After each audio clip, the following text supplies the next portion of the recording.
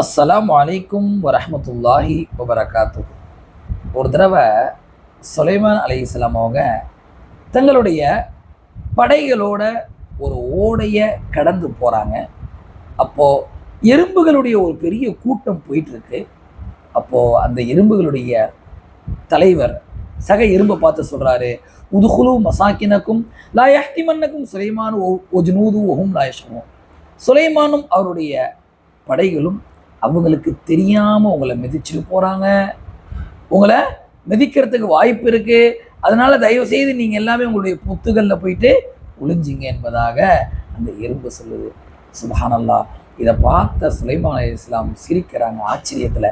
கண்ணியமானவர்களே, ஒரு எறும்பு தன்னுடைய கூட்டத்தை காப்பாற்ற துடிக்கின்றது. ஆனால் மனித சமுதாயமான நமக்கு நம்முடைய சமுதாயம் எப்படி போனால் எனக்கு என்னன்னு சொல்லி இருந்திருக்கிறோம். அல்லாஹ் அக்பர்.